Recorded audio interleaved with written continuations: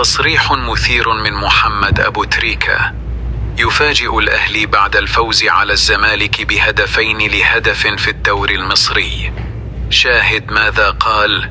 ولكن قبل أن نبدأ قم بعمل متابعة لصفحتنا لنرى كم عدد محبي الأهلي، ولا تنسوا أن تعطروا فمكم بذكر الله والصلاة والسلام على رسولنا الكريم. صرح محمد أبو تريكة بعد المباراة وقال: مباريات القمة دائما لها طابع خاص لا تقاس بالظروف ولا بالحالة الفنية التي يدخل بها الفريقان، لكن تقاس بالروح والإصرار والرغبة في الانتصار.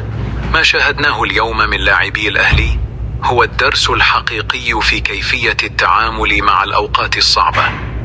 أن تتأخر بهدف أمام منافسك التقليدي في لقاء بهذا الحجم ثم تعود وتنتصر، فهذا يعكس معدن الفريق ويجسد شخصية البطل التي تعودنا عليها عبر التاريخ.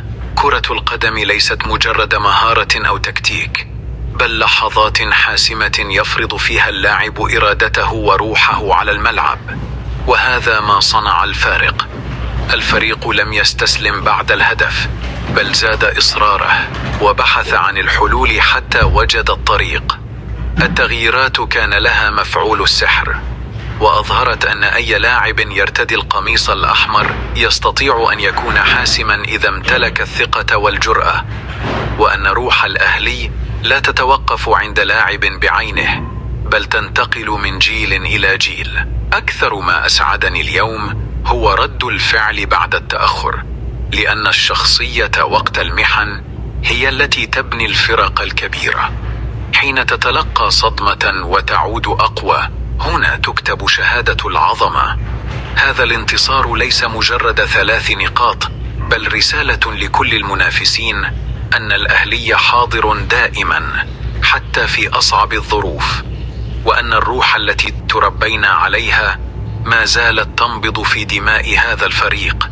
القمة دائما لها رهبة، لها ضغوطات نفسية وإعلامية، لكن الأهلي عرف كيف يتجاوز كل ذلك، وعرف أن المعركة الحقيقية داخل الملعب تكون بين العزيمة والخوف، ومن يملك الشجاعة هو من يبتسم له الحظ في النهاية. اليوم الأهلي كسب بالشجاعة، كسب بالروح، وكسب بالثقة. رسالتي للاعبين: هذا الفوز يجب أن يكون نقطة انطلاق وليس محطة للراحة. الطريق ما زال طويلا، والموسم مليء بالتحديات، والمنافسة لن تكون سهلة، لكن الانتصارات الكبرى تبني الاستقرار، والاستقرار هو الطريق للبطولات. جمهور الأهلي ينتظر دائما الكثير.